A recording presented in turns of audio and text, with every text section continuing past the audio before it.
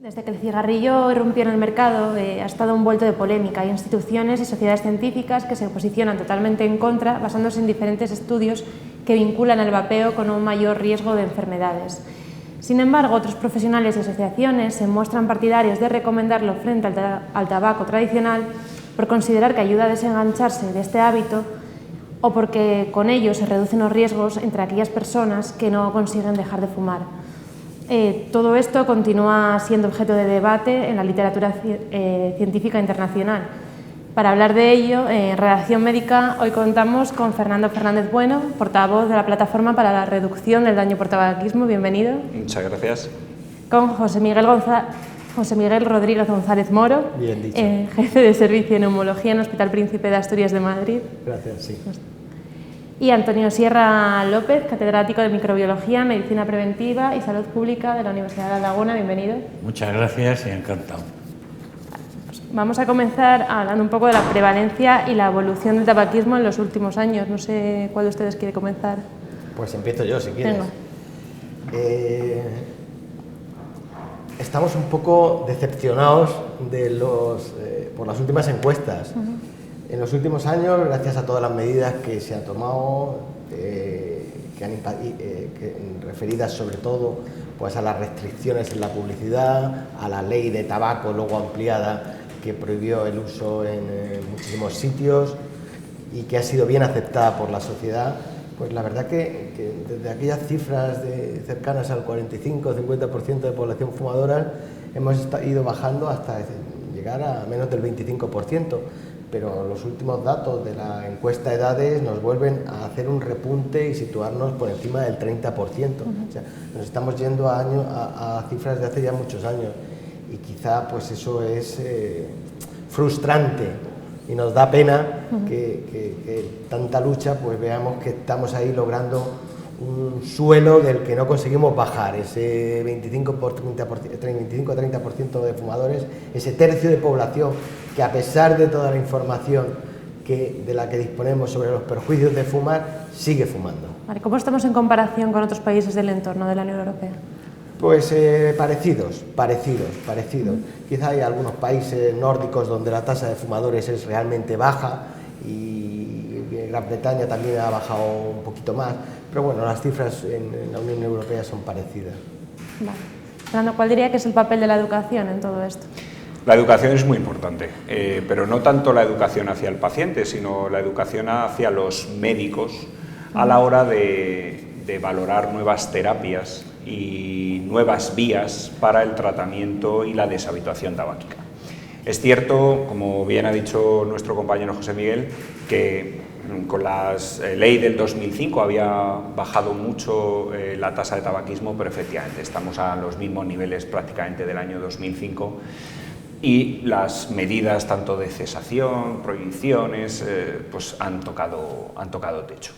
Desde el Ministerio se pretende poner nuevas medidas y nuevos tratamientos, pero es indudable que una nueva vía y unos nuevos dispositivos, como son los nuevos dispositivos de liberación de nicotina, como son los cigarrillos electrónicos, es una medida como es la reducción de daños que no podemos obviar y que creo que es una tercera vía que se debería implementar, como bien ha dicho, en los países nórdicos o en países pues, como el Reino Unido, que está a la cabeza de estos nuevos tratamientos para que la gente consiga dejar de fumar, que es nuestro objetivo.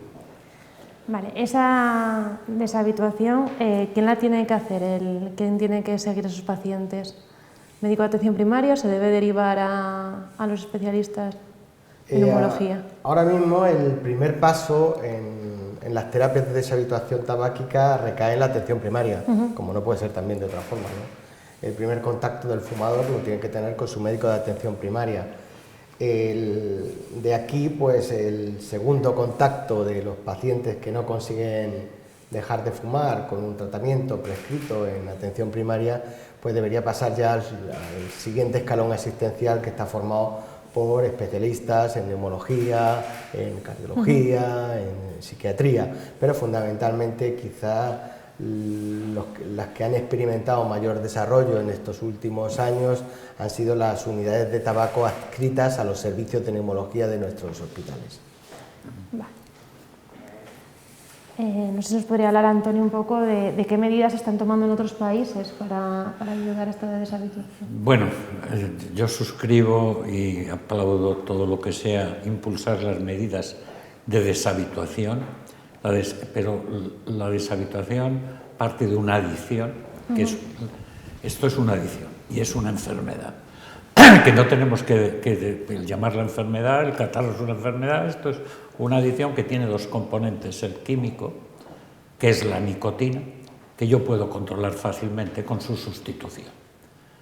Pero la terapia conductual, es decir, el ejercicio de esa dependencia psicológica que, como en todas las adicciones, alcohol y drogas es la fuerte, evidentemente, por desgracia, no está dando el resultado que quisiéramos.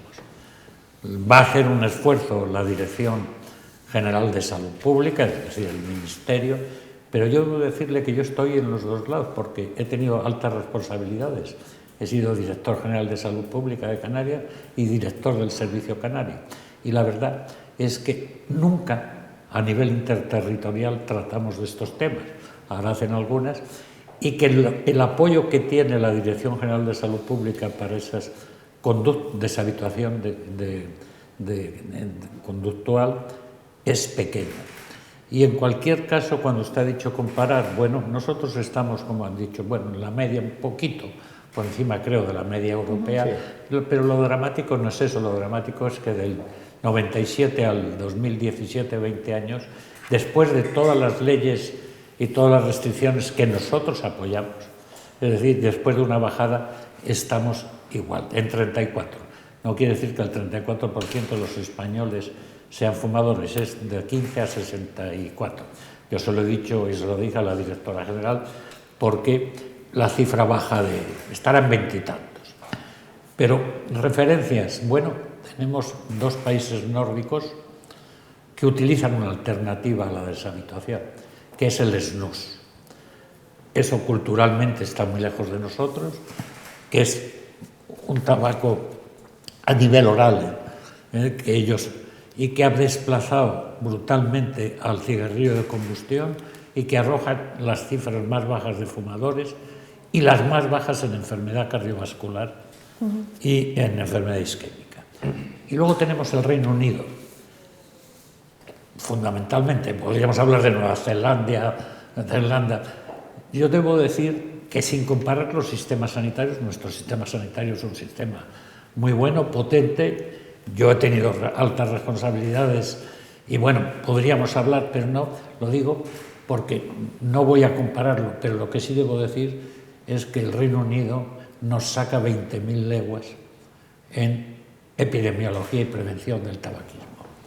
Ellos fueron los primeros que a partir del año 51 establecieron los estudios precisamente para hacerlo. Y hay un documento del año 17, que se llama Nicotinas sin humo, donde entran en ese momento de lleno en el estudio, son 200 páginas prácticamente, 191, y 365 o 70 citas bibliográficas, quiere decir apoyo científico, donde consideran el cigarrillo electrónico. En ese momento está el decalentamiento. Y bueno, lo tengo aquí, en las conclusiones de ética dicen que es necesario implementar su utilización a través del sistema sanitario para reducir el daño. Y la FDA, cuando hace pocos meses aprueba la distribución y venta no del electrónico, sino del IQOS, del decalentamiento, y no quiero dar marcas, dice textualmente que hay una protección de la salud. Y luego hay un documento de 72 expertos dirigidos al director de la orden. Quiere decir que para nosotros las alternativas tienen que ponerse sobre la mesa de los responsables de salud pública, con expertos científicos, y esas posturas radicales que mantiene hoy por hoy el Ministerio de Sanidad, o, con todos mis respetos, la SEPAR, su presidente, que son posturas radicales. Yo trabajo mucho con los neumólogos y la Sociedad de Aparatos Respiratorios, la SEPAR, es una sociedad que nosotros respetamos mucho y yo trabajo por mi especialidad y por lo tanto y no entiendo esas posturas radicales que no sé si representan, pero que es su presidente, que lamento que no esté hoy, por lo tanto no voy a hacer ningún comentario. Pero creo que es inevitable el poner sobre la mesa, y voy a hacer una reflexión que es dura. Lo que la ciencia ha razonado y lo rechaza, es decir, las autoridades, el tiempo le dará la razón. Lo que pasa es que ese tiempo lleva consigo mucha enfermedad y mucha muerte. Y por lo tanto creo que debemos ser muy responsables cuando nos situamos. He dedicado mi vida a la medicina preventiva, a la asistencia, a los estudios epidemiológicos. Mi formación estuvo dirigida y subvencionada fuera de España por la Organización Mundial de la Salud y por lo tanto forma parte de mi quehacer diario. Y la reducción del daño es que no la estamos hablando aquí, la estamos haciendo en medicina todos los días. Es importante saber que lo que queremos todos es lo que llamamos la restitutio ad integrum. Me curo. Y me curo de un catarro, me curo de una gastroenteritis, pero todos los días tenemos que amputar miembros, tenemos que quitar órganos, vísceras, y yo concretamente me he dedicado a las infecciones hospitalarias, que son una consecuencia de medidas que tomemos para salvar vidas y hacerlo. Por lo tanto, la reducción del daño es algo que la medicina no está inventando ahora, sino que la aplica todos los días. Yo, si me permite, María, como se ha hablado de la SEPAR, y yo sí que soy miembro de la SEPAR, aunque aquí no represento a la SEPAR, yo actualmente no tengo ningún cargo en la SEPAR, hay que entender también la postura de las sociedades científicas, que lógicamente tienen que velar por la salud de los pacientes. Es el objetivo número uno, ¿no? Velar por la salud de nuestros pacientes, en este caso de nuestros pacientes respiratorios. Y en este caso, pues la SEPAR ha elaborado un par de documentos de posicionamiento en el que extrema la prudencia ante cualquier forma de inhalación que pueda dañar a los pulmones. Y creo que eso es lógico, que la SEPAR actúe así. El problema que surge también, que en el sentido de que ponías aquí en el título cigarrillos electrónicos, solución o amenaza, que tú te puedes ir a casos individuales de pacientes concretos, de personas concretas, que dices, cambio un cigarrillo tradicional porque no puedo dejarlo por un cigarrillo electrónico, fundamentalmente o el vapeo o el tabaco calentado, porque eso probablemente sea menos tóxico y probablemente sea así, pero claro, existe el temor de que lo que se produzca sea un trasvase de fumadores de cigarrillos tradicionales a fumadores de cigarrillos electrónicos de todo tipo, y que se produjera un incremento de fumadores de todo tipo y de fumadores duales. Por eso la postura de SEPAR debe ser una postura bastante prudente, porque a día de hoy dices, cigarrillo electrónico, dos objetivos. Uno, ¿sirve para dejar de fumar? No está claro, parece que no. Usted como médico, yo como médico, aconsejo a una persona un cigarrillo electrónico para dejar de fumar. En primera instancia no hay evidencia suficiente.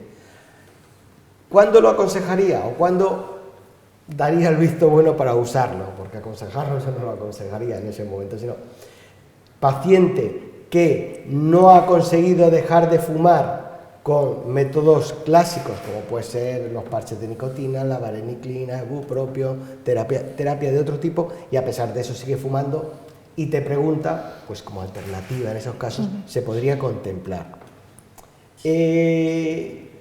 Hay datos de que se esté produciendo un incremento de fumadores de cigarrillos electrónicos y eso a su vez condicione más tabaco.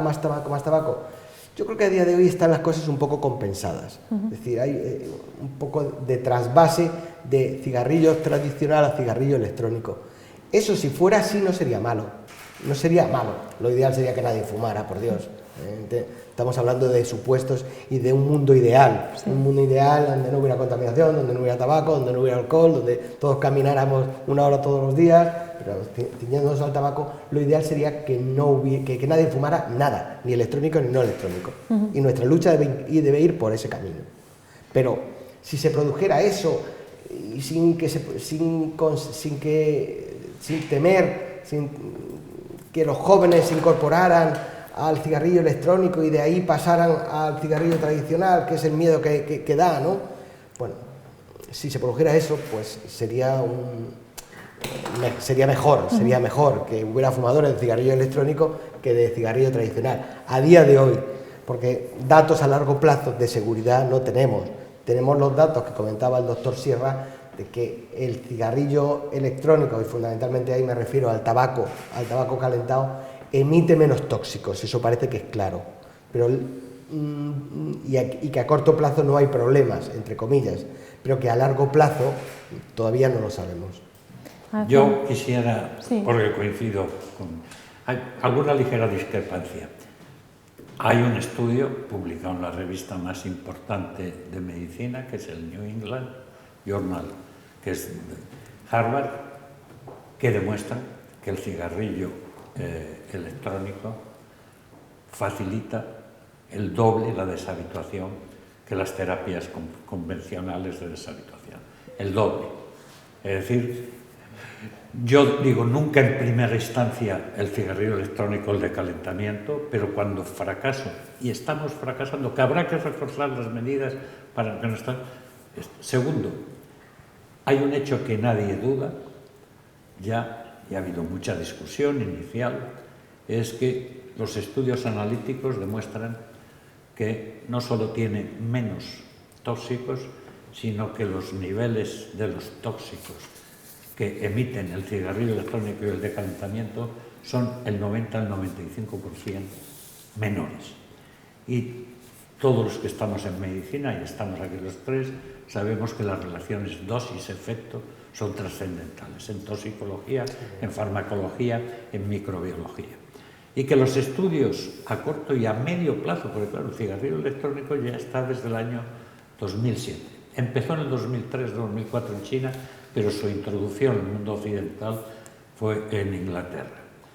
Y a medio y a corto plazo, los ensayos clínicos han demostrado beneficios. Y con respecto, vamos a ver, el Reino Unido, que tenía un porcentaje de fumadores del 30 y tantos % hace 10 o 15 años, tiene 2.800.000 vapeadores de electrónico y ha bajado al 14,4, me parece, de fumadores de cigarrillo. Luego, lo que sí se produce es evidente un desplazamiento, como en Japón, donde un 20% de los fumadores son en este caso del decalentamiento.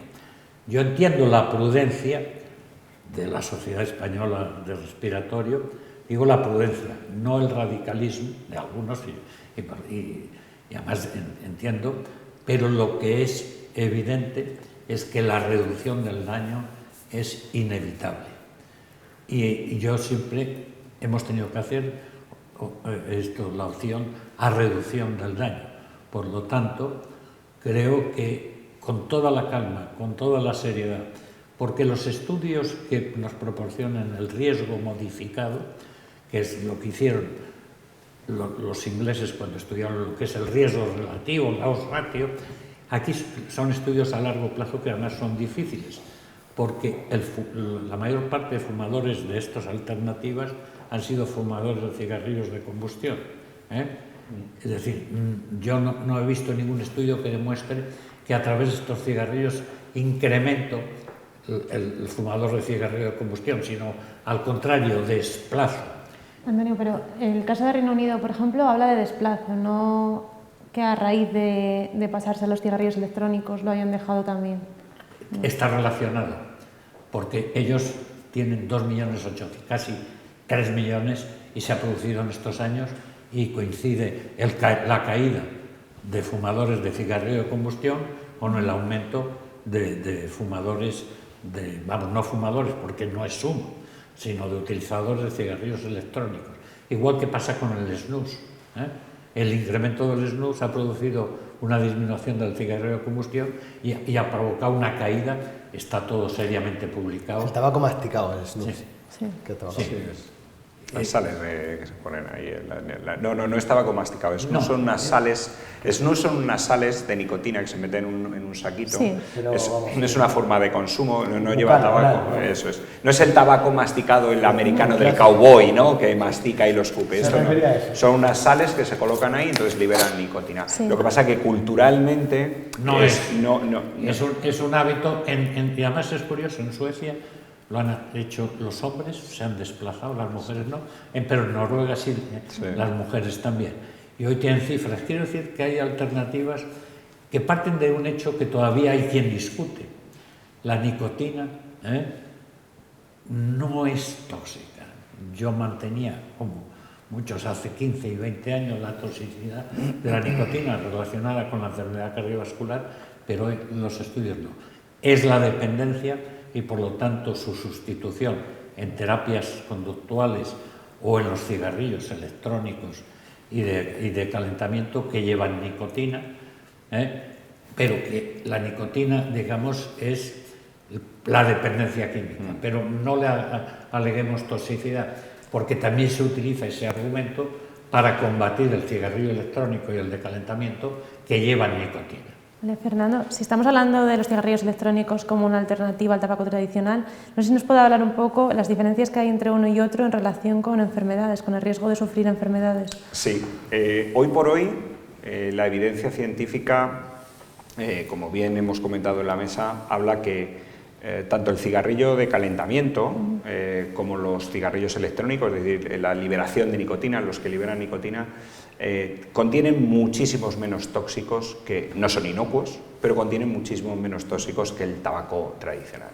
Las enfermedades del tabaco tradicional las conocemos todos, empezando por el cáncer, pasando por las enfermedades respiratorias y todas aquellas enfermedades asociadas cardiovasculares, fundamentalmente, aparte de la piel, etcétera, etcétera, cabello, etcétera.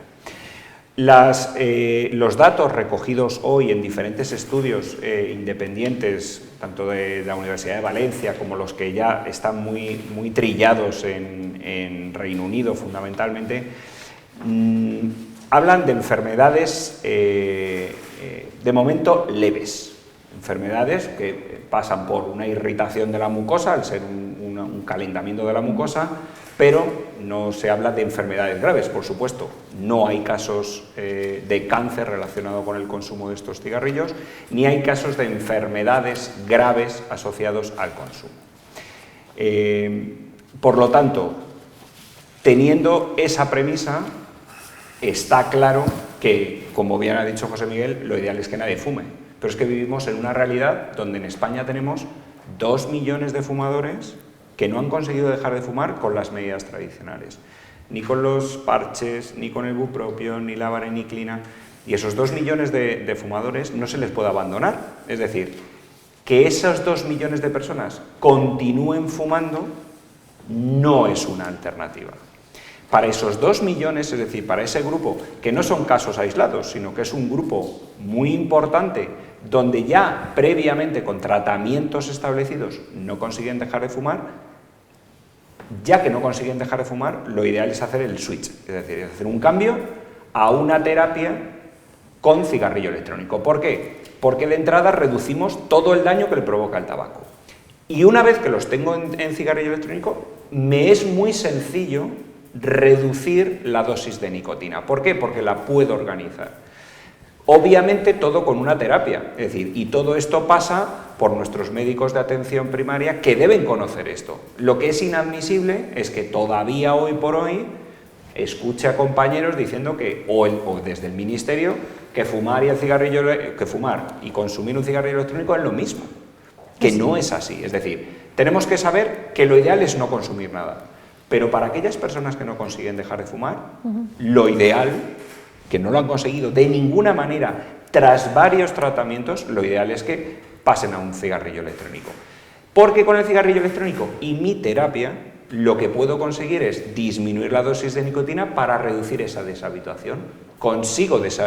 De entrada le he quitado los tóxicos y de segundas consigo deshabituarlo, y al deshabituarlo deja de consumir nicotina y me es muy sencillo que abandone el cigarrillo electrónico. Yo creo que es muy importante transmitir a la población, que los profesionales les transmitamos a la población que no son inocuos.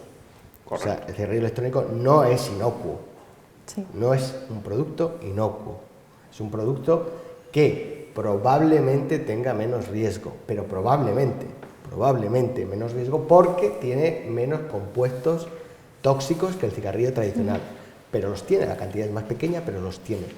Que no sabemos el riesgo a largo plazo y que el consejo sigue siendo que no se fume nada, y ser muy prudente en transmitir una falsa sensación de seguridad con los cigarrillos electrónicos. Como ha explicado Fernando, eso sí, que en personas que son fumadores irredentes como alternativa podría considerarse de forma individualizada. Vale, pues Yo quisiera leerle cómo se pronuncia el Real Colegio de Médicos del Reino Unido, que ha sido llevado al Parlamento y que es la base del plan estratégico que el servicio, el Public Health Service, está haciendo. Lo primero, fíjese, y es importante, y se los voy, si quiere, literalmente, aunque no es posible precisar cuantitativamente los riesgos a largo término asociados con los cigarrillos electrónicos, los datos disponibles sugieren que es muy improbable que excedan del 5%. O sea, que está diciendo que los datos hablan de una reducción del 95% de aquellos asociados con productos de tabaco y que incluso puede ser sustancialmente menor. O sea, hay un pronunciamiento en que, sin declarar de inocuidad, pero hablan de que hay una reducción, no ya del 90-95 de niveles, sino del daño. Lo que pasa, que eso es interesante siempre y cuando mantengamos las cifras las cifras de fumadores electrónicos en los valores actuales de fumadores.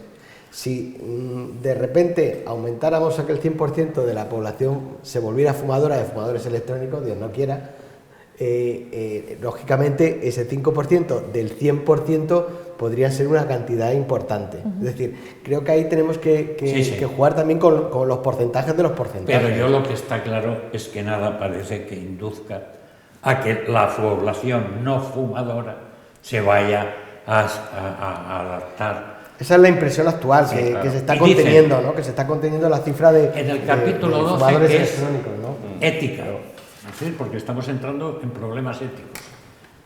En cualquier caso, en interés de la salud pública, es importante, esto es literal, promover el uso de cigarrillos electrónicos, NRT, terapias de sustitución nicotínica, y otros productos nicotínicos no tabaco, tan ampliamente como sea posible, como un sustituto del cigarrillo de combustión en el Reino Unido.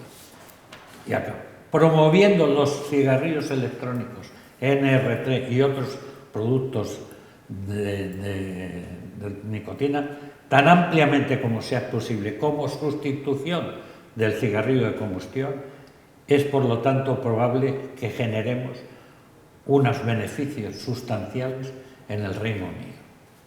Quiero decir, esto está hecho por los máximos expertos en tabaco que para mí, hoy por hoy, están en el Reino Unido y que superan, ya yo he dicho, no voy a comparar el sistema, nuestro sistema, pero que son mucho más. Es decir, vamos a ver, las cifras son brutales.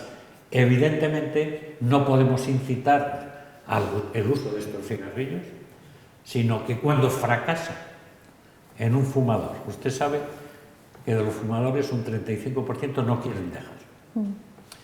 Y el 65% entran, no entran, muchos han ido espontáneamente al cigarrillo electrónico, porque yo creo que no hemos impulsado las unidades de deshabituación en nuestro país, y creo que hay que hacerlo, pero nos vamos a encontrar con el fracaso Y no por la sustitución de la nicotina, que me parece muy bien que les paguen ahora el fármaco, sino porque la dependencia psicológica, gestual y demás es muy fuerte.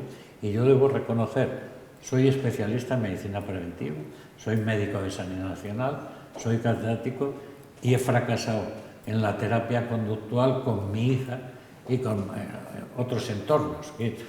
Es decir, la formación del médico de familia, que es un médico además muy agobiado por la presión asistencial, habrá que hacerla adecuadamente, porque yo no.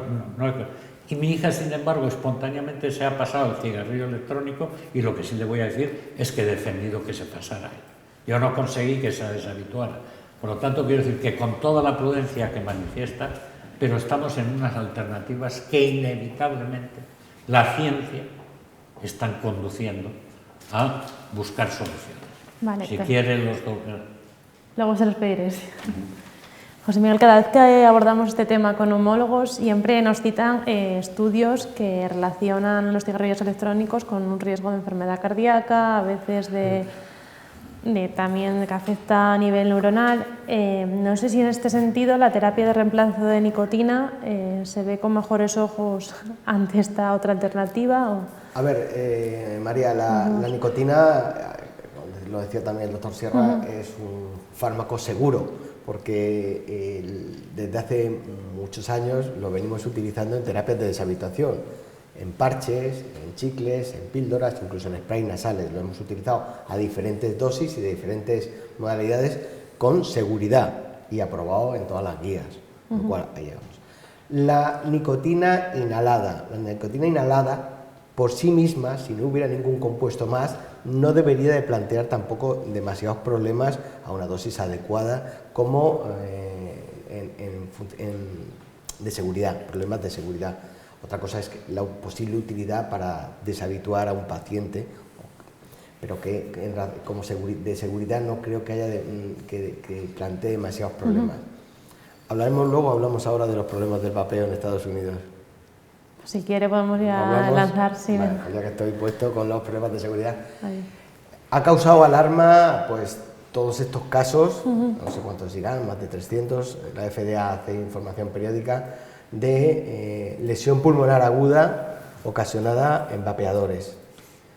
En España, en Europa no ha habido casos. La FDA todavía no sabe qué es lo que ha pasado. La recomendación es no consumir, no vapear, y en el caso de que la persona decida vapear, asegurar al máximo que quien proporciona el cigarrillo es una empresa de seguridad, de confianza, es una empresa que lo comercializa bien, porque el problema parece que ha sido una adulteración, un derivado de los cannabis, por unos excipientes, una adulteración de los líquidos de los cigarrillos electrónicos, que ha ocasionado muertes y esas neumonías bilaterales, esa lesión pulmonar aguda tremendamente grave. Esto nos debe alertar sobre todo, pues eso, a extremar las medidas de seguridad y, como decía, en el caso de que se decida consumir un vapeador, de empresas que hayan pasado todas las normas de seguridad y los controles por las autoridades pertinentes.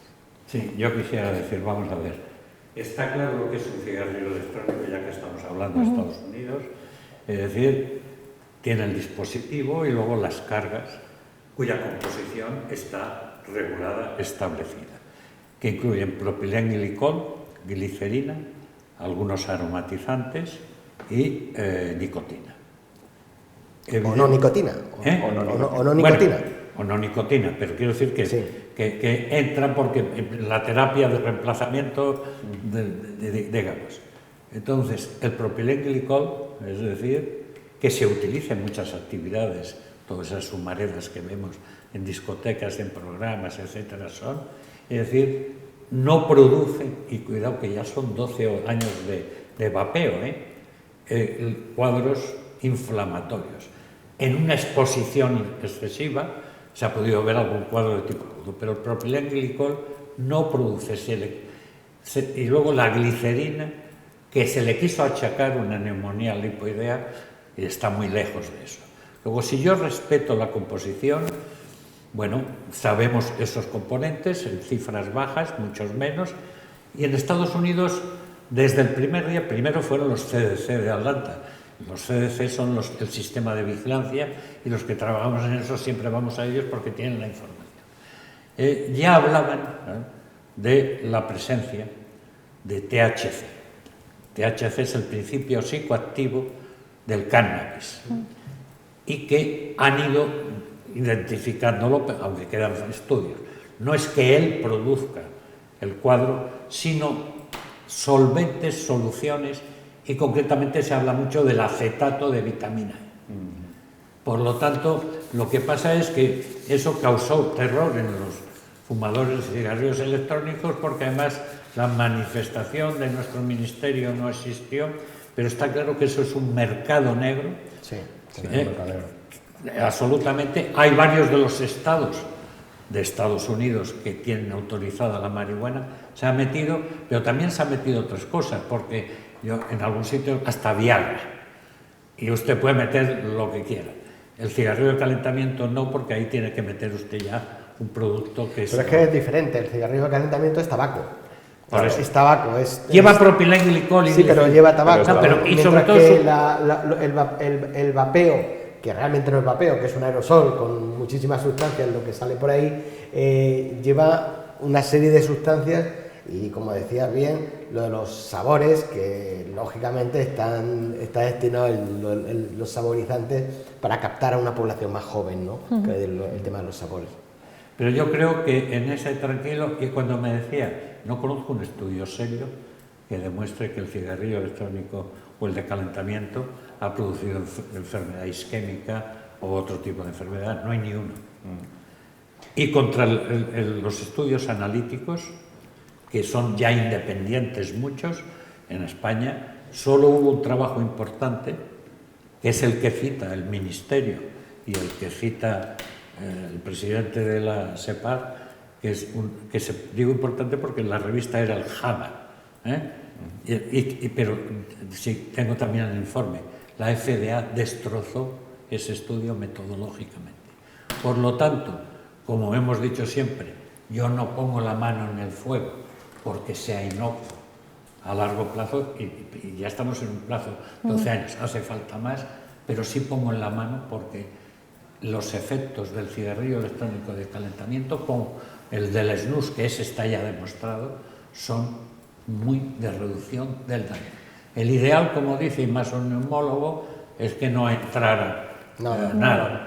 Pero por desgracia... Y vivir en el campo y no tener polución, efectivamente. Y por desgracia, pero yo en reducción del daño es que he tenido que hablar, y precisamente trabajo mucho, digo, en juicios donde se ponen en duda, cuando hay las infecciones hospitalarias, que es a lo que más me dedico en estudio, que trabajo mucho, cuando opero la herida quirúrgica, cuando sondo al paciente, cuando pongo un catéter central, cuando hago ventilación, intubo, es decir, estoy haciéndolo para salvar la vida o reducir, pero la consecuencia que tenemos es que un 6-7% de pacientes en los hospitales, especialmente los de tercer nivel, hacen infecciones hospitalarias, algunas mortales, pero yo tengo que escoger y hago la reducción.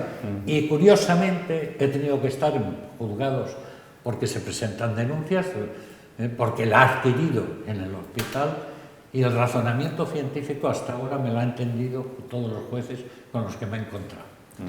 Vale, Fernando. Hablaba antes Antonio del caso de Reino Unido. ¿Cree que sería aplicable a España? ¿Podría llegar a serlo?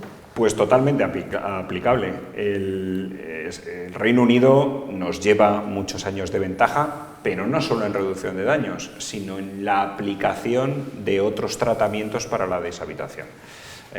La utilización de la cajetilla del contenido genérico, el refuerzo educacional sobre sus médicos de atención primaria, que el precio elevado, el consumo de impuestos, etc.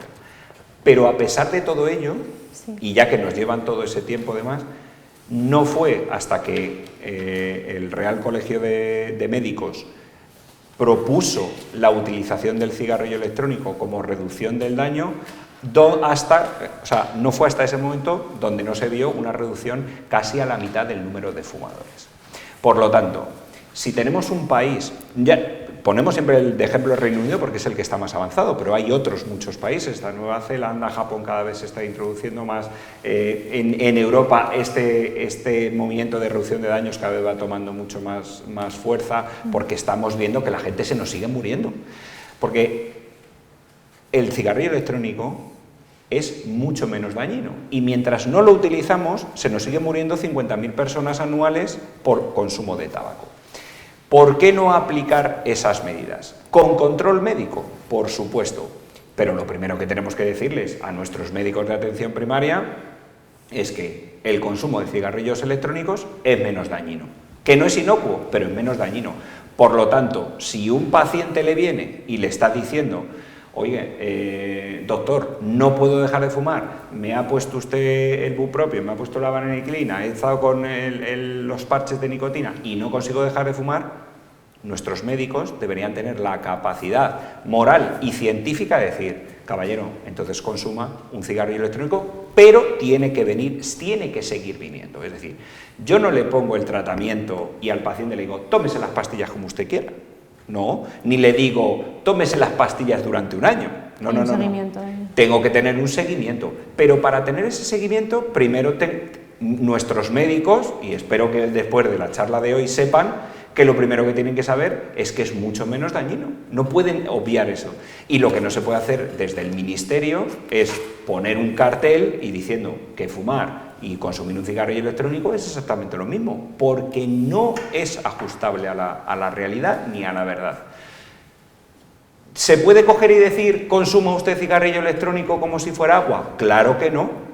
Por supuesto que no. Igual que no le puedo decir: póngase usted los parches de nicotina como usted le dé la gana, o cómprese los chicles y se los come usted cuando quiera, o tómese la vareniclina como usted quiera. Es decir, cuando ahora se va a prescribir la vareniclina, se hace desde un centro de salud, o desde un servicio de neumología, o desde cualquier otro servicio médico que tenga ese seguimiento. Pero se hace una prescripción. De esta otra manera se puede hacer exactamente igual. Oiga, usted no lo consigue de ninguna manera, está dentro de ese gran grupo que no consigue dejar de fumar o no quiere dejar de fumar, que eso hay que tenerlo en cuenta. Es decir, si yo tengo un señor que me dice que se bebe 1 litro de whisky diario y yo tengo la capacidad de que se beba 1 litro de cerveza sin alcohol, no la 0,0, la sin alcohol, que tiene un 1% de alcohol, todo el mundo entiende que es mejor que se beba el litro de cerveza sin alcohol. Y lo ideal es que no bebiera, pero dentro de todo eso tengo que reducir daños. Si yo tengo un señor que consume heroína, todo el mundo entiende que es mejor que no consuma la heroína, que no se pinche. Tendremos que pasarnos a las terapias de deshabituación de la heroína de reducción de daños, como hicimos con nuestros adictos a drogas por vía parenteral en los años 90. Es decir, toda esa reducción de daños, todo el mundo la entiende, menos en el tabaquismo. Y mientras tanto, la gente sigue enfermando, sigue aumentando el EPOC, el enfisema, las enfermedades cardiovasculares, y ya no hablemos de cáncer de pulmón, cáncer de vejiga, etcétera, y no hacemos absolutamente nada. Por ello es necesario y es obvio ya que tenemos que plantearnos la reducción de daño como una terapia más, no la única, ni una sustitutiva, no, sino una más en nuestro abanico terapéutico. José Miguel, ¿cree que el cigarrillo? Perdón, al hilo de algo que han dicho, es decir, primero recordar, usted lo sabe, lo publica el Ministerio, 51.000 y pico muertos al año, que significan 140 muertos diarios. Dígame, salvo el día del tabaco, ¿qué información estamos? Información que sea positiva en el sentido de buscar una conducta. ¿Qué información damos? De tráfico, que son 1.800 muertos al año, nos están dando permanentemente, y las medidas, etc. ¿Por qué no trasciende esto para transformarlo en política educativa dirigida sobre todo? Yo no sé cómo habría que dar la información, pero sobre todo para adolescentes, jóvenes, fumadores. ¿Y por qué los profesionales sanitarios, médicos y enfermeras, que son, es decir, en este momento tienen un desconocimiento absoluto de qué es un cigarrillo electrónico o un cigarrillo de calentamiento, y lo que le llega solo es el mensaje, es igual de mal? Es Quiero decir que la política de información y educación está faltando radicalmente en este problema. De todas formas, desde las consejerías de sanidad de las comunidades autónomas sí que se hace mucho en la lucha frente al tabaco. Se hace mucho. En Madrid puedo hablar de las iniciativas desde los hospitales sin humo, los centros de salud sin humo, iniciativas en colegios, iniciativas en centros de salud. Hay bastantes iniciativas dirigidas fundamentalmente de tipo educativo, que creo que es muy importante formar a los jóvenes en que no se debe fumar y en los perjuicios del tabaco. Y yo creo que ahí se hace, que probablemente se puede hacer más, siempre se puede hacer más. Yo quería hablar un poco del tema de la valeniclina, ¿no? Vale, sí. Si te parece. Sí. No, como sé que se habla el tema de la financiación de la valeniclina, es un tema... Los neumólogos llevábamos años reivindicando, pidiendo pues, más ayudas para los pacientes que quieren dejar de fumar. Pensamos que es importante que el paciente que quiere dejar de fumar cuente con una ayuda profesional adecuada. Y dentro de esas ayudas pues, se pedía que se financiaran o se tuviera alguna actitud de rebaja de precio de los medicamentos no financiados. Ahora parece que de repente se va a financiar la valeniclina. Lo que a mí me tiene preocupado y me preocupa es no saber en qué condiciones se va a producir esa financiación. Porque, por lo que yo he leído, no está en ninguna comisión, no está en ningún comité ahora en el Ministerio, se va a descargar este tema en la atención primaria. Y a mí no me termina de convencer. Lo digo así, no me termina de convencer, porque creo que para que una terapia sea eficiente, tiene que ser muy bien controlada. Y yo no pondría valeniclina fuera de unidades especializadas de tratamiento del tabaquismo. No la pondría. La valeniclina no es un medicamento cualquiera, es decir, no estamos tratando una infección de orina, no estamos tratando una neumonía, no estamos tratando unas cifras de colesterol, que yo sí sé que si doy el hipolipamiante, haga más o menos ejercicio, puedo subir más o menos la dosis, pero consigo que baje el colesterol si el paciente se lo toma. Aquí hay un componente conductual, hay un componente psicológico, hay un componente de control que dudo que en las consultas de atención primaria, en un periodo de 3-5 minutos que se puede dedicar a un paciente, se pueda conseguir. Y probablemente sea dinero gastado en balde. Y la bromita nos va a costar unos... Que lo llevaría a las unidades especializadas en tabaquismo. Yo restringiría la utilización de valeniclina a las unidades especializadas de tratamiento del tabaquismo. Vale.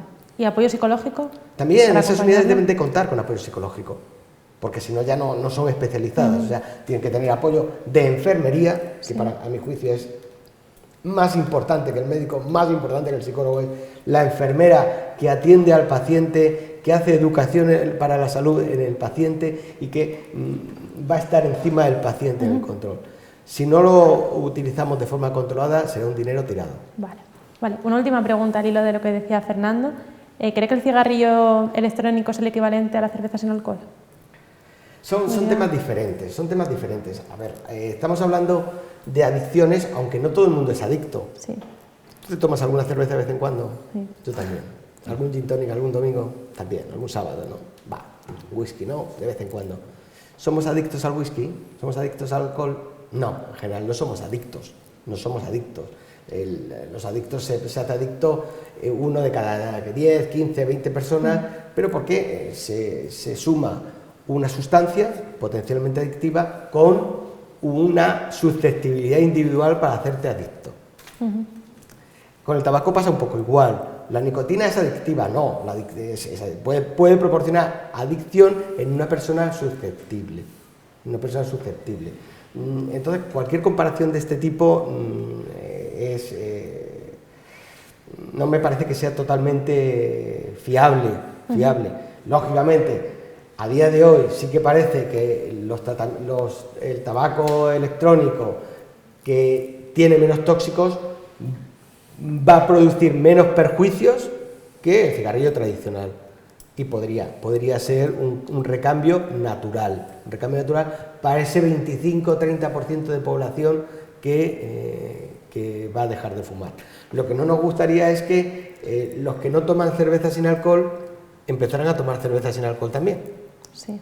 O que la gente se habituase al tabaco relleno. Claro, es decir, si tú me cambias un litro de whisky por un litro de cerveza de alcohol, te dice, te lo compro. Claro que te lo compro, ¿cómo no te lo voy a comprar? O sea, que el cigarrillo electrónico bien, pero con un seguimiento médico. No. Correcto. Con seguimiento y para poblaciones muy restringidas, muy concretas, para poblaciones de personas que no consiguen dejar de fumar.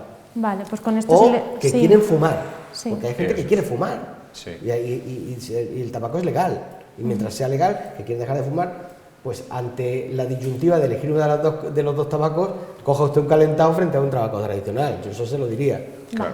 Pues si les parece, con esto cerramos el debate y vamos con las conclusiones. No sé, pues si quieren hacer un pequeño resumen de lo que han contado durante este rato, si quieren contar algo que se les haya quedado. Empezamos por usted, Fernando. Pues sí, bueno, yo creo que, como bien hemos comentado en este debate, no hay posturas contrapuestas, sino que lo que todos queremos es que la gente consiga dejar de fumar. Hay una realidad, es que los cigarrillos electrónicos hoy por hoy son mucho menos dañinos que el tabaco convencional, que constituyen una herramienta en la reducción de daños que todos los médicos, todos, atención primaria y el resto de especialistas, deberían conocer y deberían saber los beneficios que tiene sobre aquellos pacientes que no consiguen dejar de fumar o no quieren dejar de fumar, y que no podemos abandonar a esos 2 millones de fumadores que, utilizando todas otras medidas, no han conseguido dejar de fumar. Es una herramienta que, con un buen control médico, hará posible que nuestros fumadores, o un porcentaje elevado de fumadores, consigan abandonar el hábito tabáquico que tantas muertes continúan produciendo año a año.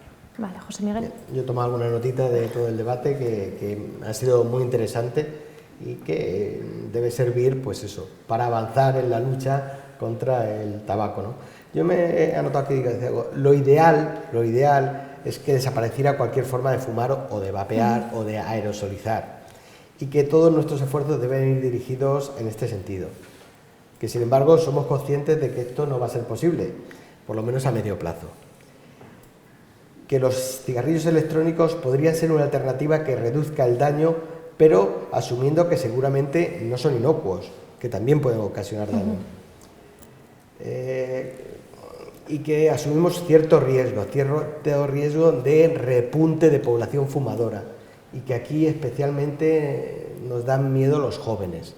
Hay que ser muy prudente con los jóvenes, hay que intentar que no haya más jóvenes que se incorporen al tabaco de ninguna de las formas.